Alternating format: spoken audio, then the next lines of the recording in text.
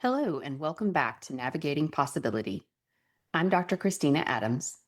I'm so glad you're here today because if you're listening to this episode, chances are you're standing in some form of tension or uncertainty. Many of my clients reach out to me for coaching because they're considering making a job change or leaving medicine altogether for something else, and they feel stuck in uncertainty about that decision. And as we've discussed before, on the job change front, I've been there. I've changed jobs a few times in my career. And every time I stayed in rumination and indecision a lot longer than I should have. Shortly after I left my full scope job last year to become an OB hospitalist, I read a book that changed how I think about quitting something.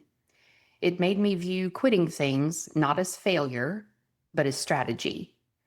And I wanted to share some insights with my listeners about that shift in thought. If you clicked on this episode, it's likely something inside you is already telling you that you need a change. Maybe you're tired in a way that sleep doesn't fix. Maybe you're wondering if medicine is supposed to feel this heavy. Or maybe you're asking yourself this question: what if I don't want to keep doing this? Whatever this is, your current role or clinical medicine altogether. You may be thinking, is this really how this is supposed to feel? You can love your patients and still feel empty. You can be successful on paper and still feel lost.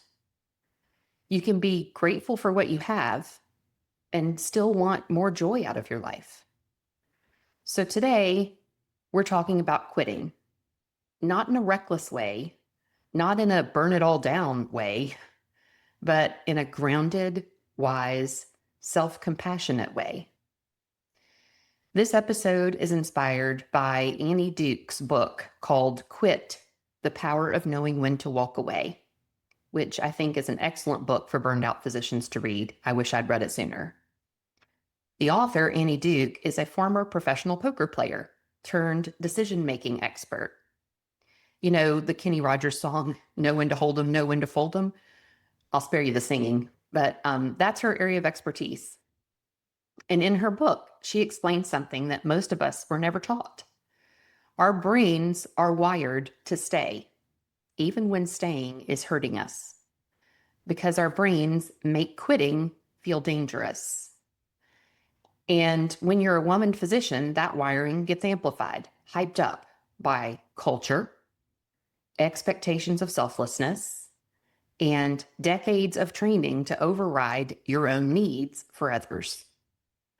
So today, we're going to unpack the hidden thinking errors that keep you holding on long after something has stopped working, and how to start listening to your inner compass again. Issue number one that makes us bad at quitting something no longer serving us. Our society has a cultural bias for grit.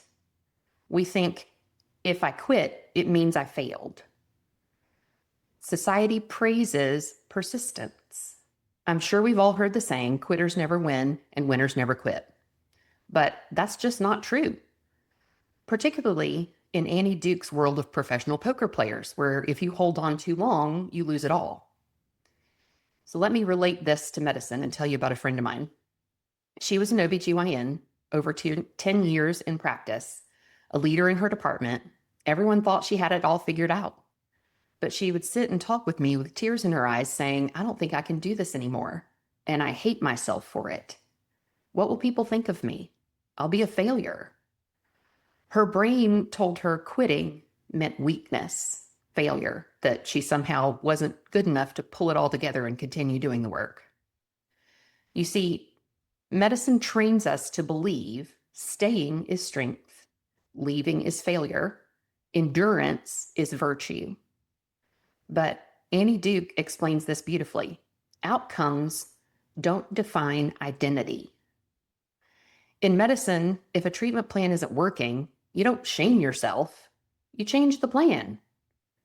Yet, when your life stops working for you, suddenly quitting something becomes a moral issue. This isn't truth, it's conditioning. We're conditioned to push through, to persevere. Is it any wonder that we learned that our worth depends on our endurance? So the next thing that Annie Duke goes on to talk about are cognitive errors that make people stay in something for too long. And the first one is this: the sunk cost fallacy. You know the feeling. I've invested too much here to leave now. This is one of the most powerful traps in medicine. Our training is the perfect storm for this. We go through 4 years of medical school, residency, fellowship if you did that. We all have the student loan debt. We delayed our life experiences. We delayed childbearing. We miss holidays and birthdays and all sorts of times with our family. And then we join a practice. Sometimes we invest in the practice financially and have real financial penalties we have to deal with if we leave. You look at all that and your brain says, I can't walk away now. It would make all of that suffering meaningless. But here's the thing: staying doesn't redeem the past. It only mortgages your future. Those past costs are gone, whether you stay or leave. They can't be recovered by staying longer in something that's draining you. Annie Duke calls this throwing good money after bad. Except the currency here is your life, your energy, your health, your joy. Staying in a miserable job doesn't honor the sacrifice you made to get there. It compounds it. Try this thought experiment. If your daughter told you she was miserable in a job or a career, but felt she couldn't leave because she'd worked too hard to get there, what would you tell her? And why are you holding yourself to a different standard? The next thought error I want to talk about is the "it will get better" story. Here's the thought: let me just get through this phase, the next 6 months. After the new EMR, after we hire a new partner and we're fully staffed, after I make partner, after my kids are older, it'll get better. But if every phase requires survival mode, that's not a phase. That's the system. Annie Duke in the book talks about the progress illusion, talks about confusing movement with improvement. Women physicians are experts at adapting. We can survive almost anything. We're conditioned to be loyal, optimistic, and exceptionally good at tolerating discomfort. But survival is not the same as thriving. If the environment around you keeps changing, but your experience of your job stays the same, that's not progress. Ask yourself, how many years have I been telling myself it'll get better? This was me at my last job, constantly having the thought, I can't do this anymore, but holding on for the next thing we changed to see if it would make it better. Except it never really did get better. Next thought error that I want to talk about is identity entanglement. The thought, if I leave, I lose who I am. So this is a huge one for physicians because for many of us, being a doctor isn't just what we do, it's who we are. So the thought of leaving a role, of giving up a part of your practice to tailor it for another, like giving up OB or giving up majors as a gynecologist or becoming an OB hospitalist, or the thought of leaving medicine altogether feels like erasing yourself. You didn't become a physician because you love charting and answering portal messages. You became one because you care, because you're curious, because you want to make things better. You're a healer, a problem solver, a leader. You're a human with wisdom, creativity, and depth that extends far beyond a badge or a white coat. Those qualities don't disappear if you change roles. They come with you. Your degree is not your soul. Quitting a role or a part of your practice that you don't enjoy anymore or that no longer serves you isn't quitting yourself. Next thought error: fear of regret. What if I regret leaving? What if I leave or quit doing OB or change my practice style or move to a different job? And then I realize I've made a terrible mistake. So this is loss aversion. Our brains overemphasize potential losses from quitting. Your brain shows you one movie. You leave, whatever you're doing next fails, and everybody judges you. And here's the thing, nothing has gone wrong. That's what your unconscious brain is wired to do. It's your brain trying to protect you from the unknown. Uncertainty in caveman days was dangerous. So our brains are wired to protect us from it. But there's another movie your brain never plays. You stay and you slowly disappear. Annie Duke reframes regret. There are two kinds of regret. Regret from leaving and wishing you hadn't, and the regret of staying in a life that slowly empties you. So if regret is unavoidable either way, if you're going to be unhappy if you stay, then you have to choose your regret consciously. You have to choose the regret that you're willing to live with. The regret of trying, not being happy where you are and having to figure out what's next, or the regret of never honoring yourself and letting yourself change and living with that life. So toward the end of her book, she starts talking about redefining quitting and seeing it as a skill. Quitting isn't giving up. It's responding to new data.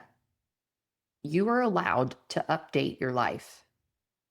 You are not required to keep choosing something just because a younger version of you once did, or because you thought this role was going to be perfect for you and you get into it and realize it's not. Annie Dukes talks about this in terms of reframing quitting not to be failure, but a strategic choice to reallocate resources for better outcomes. It's a sign of strength and adaptability. She also talks about seeing the power of expected value, comparing future gains, things like happiness and success, across different paths, not just focusing on past costs. And the toolkit she outlines in the book for quitting strategically involves 4 steps. Number 1, set kill criteria, is what she calls it, benchmarks that you set before you start something, a new job, a role, a project, that will be your sign to quit. That way, you don't get wrapped up in the emotion of a situation and fall prey to all those fallacies we talked about earlier. Number 2, seek outside perspectives. Get advice from neutral third parties. This can be friends, colleagues, a therapist, or a coach, which is what I do, to help you evaluate your options and decide what you want to do next. Number 3, expand your options. Maintain diverse interests and skills so you can pivot to a better alternative. How does that apply to us? Diversifying your income with side jobs, investments, etc. Creating a portfolio career, meaning you may work part-time in one office and do locums. So if one thing blows up, you have alternatives and leaving doesn't seem so scary. Number 4, conduct pre-mortems. Imagine what scenarios would be reasons for you to quit beforehand to pre-identify reasons to stop. Again, so you don't get caught up in something and fall prey to all the thought fallacies that make you stay too long. So here's my closing reflection for the week.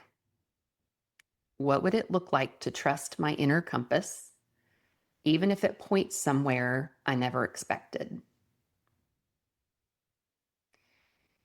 If you're a female physician and would like to work through any scenarios you've been feeling pulled to quit, whether it's a particular job or medicine altogether. And I'm not here to encourage you to leave medicine. We need to stay in medicine, but we have to do it in ways that don't flame us out. If you want some coaching to clarify your thoughts around the decision, that's what I do. I'm happy to work through these situations with you and hold space for you to listen to your inner compass, and I'll help come up with some good questions to ask to help you figure out what your answers are that are already inside of you. They're just drowned out by all the noise of life.